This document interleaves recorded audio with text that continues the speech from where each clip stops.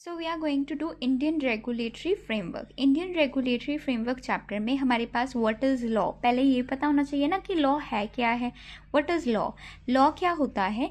Law मतलब set of obligations, they are set of obligation, मतलब कुछ ऑब्लिगेशंस, कुछ ड्यूटीज़ जो कि इम्पोज्ड हैं बाय द गवर्नमेंट। गवर्नमेंट ने कुछ ड्यूटीज़ और कुछ ऑब्लिगेशंस हमें इम्पोज किए हैं हम पे, ठीक है।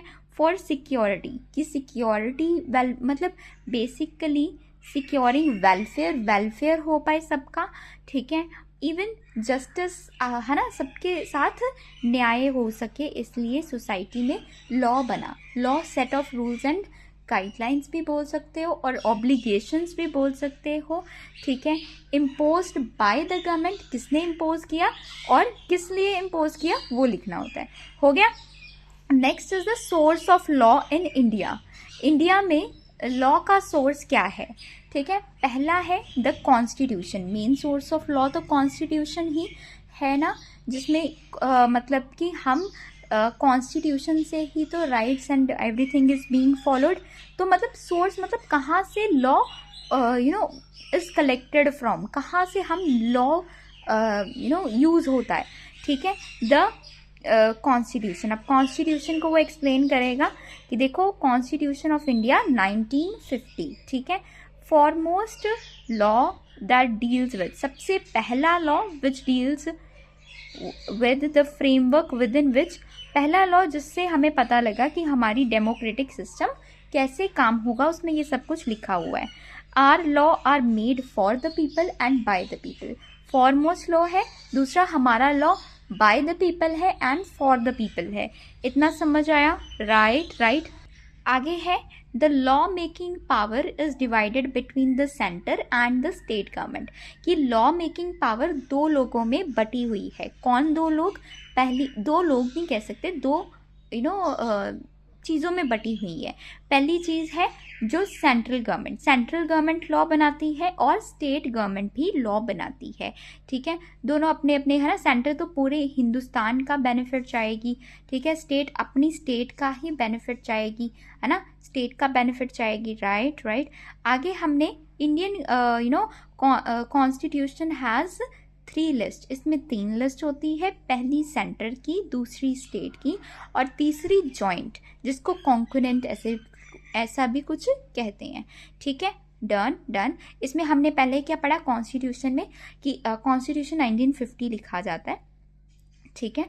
अब पहला क्या लिखना है कि ये फॉरमोस्ट लॉ है, जिससे मतलब ये सारा फ्रेमवर्क है ना होता है, ठीक है। और सेकंड वन इज कि bye the people for the people law बना, और दूसरा लॉ मेकिंग पावर दो लोगों में, मतलब दो हिस्सों में डिवाइडेड है, सेंटर स्टेट, और इसमें 3 लिस्ट आती हैं, सेंटर, स्टेट और जॉइंट। समझ आया? तो हमारे क्वेश्चन में पहले हमने लॉ डिफाइन कर दिया, फिर उसका सोर्स क्या है, कहाँ से उत्पादित होता है, मतलब कहाँ से आता है हमारा लॉ। तो पहले हमने कॉन्स्टिट्यूशन बता दिया। दूसरा क्या है? द स्टैट्यूट्स और the law made by the parliament and state assemblies, ठीक है। मतलब कि ना जो भी मतलब लॉ है, ये स्टैट्यूट्स या law made by the parliament, जो पार्लियामेंट ने बनाया है। पार्लियामेंट भी तो लॉ बनाती है, Lok Sabha, Rajya Sabha and state assemblies, उनको फॉलो किया जाएगा। पहली प्रेफरेंस कॉन्स्टिट्यूशन, दूसरा parliament and the state assemblies etcetera, ठीक है। तीसरा प्रेसिडेंट और the judicial decisions of various courts, ठीक है। प्रेसिडेंट और द जुडिशियल डिसीजंस, जो कि 3 कोर्ट्स है हमारी mainly, that is supreme, high and then district court, ठीक है। तो हमारे पास प्रेसिडेंट और द जुडिशियल डिसीजंस जो कि ये कोर्ट ने लिए हैं, वेरियस कोर्ट्स ने, वो माने जा सकते हैं। यहाँ से सोर्स तो ये भी हो सकता है, in some cases established customs and usages को भी हम मान सकते हैं, ठीक है। इतना समझ आया? Process of making the law बनाने का क्या प्रोसेस है, कैसे लॉ कैसे बनता कैसे है। हमें ये पता लग गया कि लॉ क्या होता है, कहाँ से ये लॉ उठाया जा सकता है, सोर्स क्या है इसका, ये पता लग गया।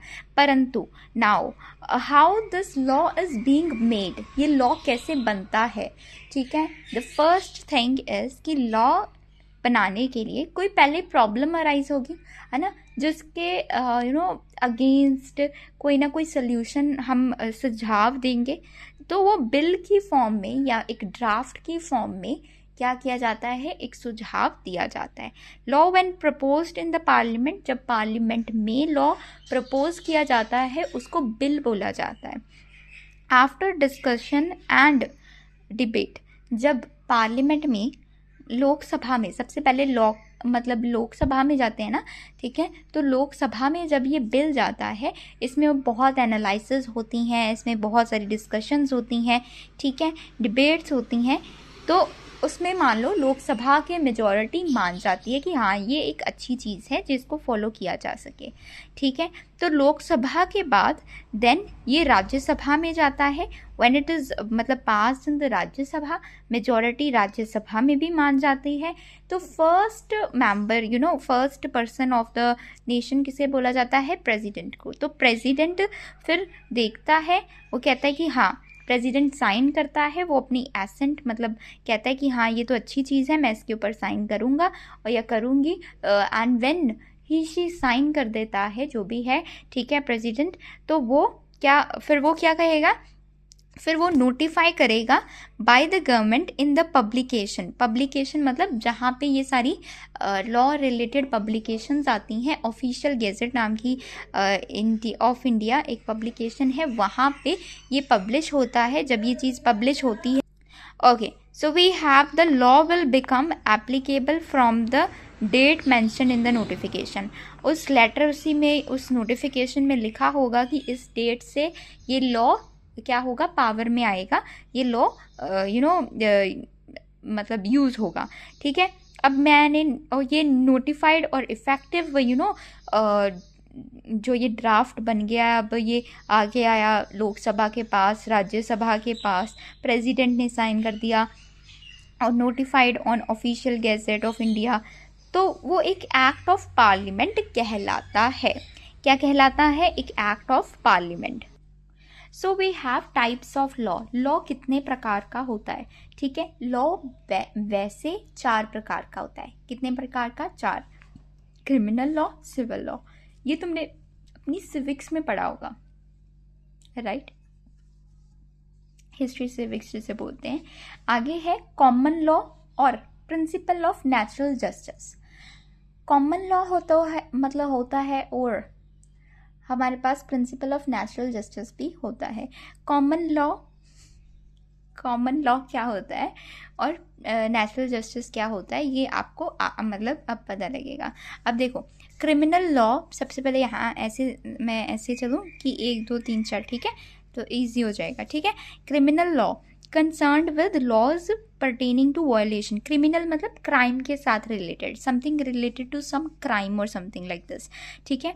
तो ऐसे law with laws pertaining to violation, कोई चीज़ वायलेट हो रही है, ठीक है, और to the rule of the law on public wrong, या कुछ भी पब्लिक रॉन्ग हो रहा है या ऐसी कोई चीज़ हो रही है जो कि मतलब क्रिमिनल ऑफेंस की तरह है, ठीक है। अब इसमें कौन सा पॉइंट लिखना है ये याद रखना। First is IPC, Indian panel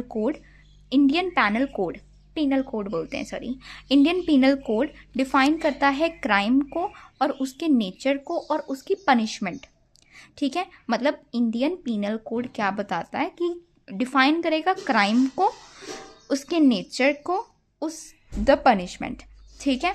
crime, nature और पनिशमेंट, इंडियन पीनल कोड, ठीक है। अब कोड ऑफ क्रिमिनल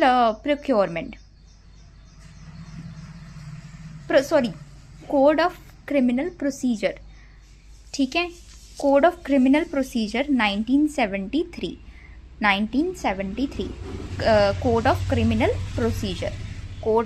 प्रोसीजर क्या करेगा, डिफाइन करेगा exhaustive procedure for executing the punishment of the crimes, ठीक है।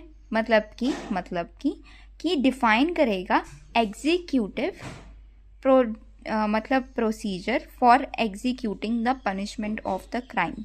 ये कैसे, ये प्रोसीजर बताएगा कि कैसे आपका जो भी क्राइम है उसकी पनिशमेंट कैसे आप भुगतेंगे and everything.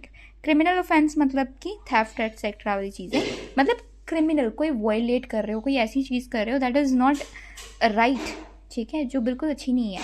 Code of criminal procedure ये 1973 और आईपीसी लिखना इसमें ज़रूरी है, ठीक है।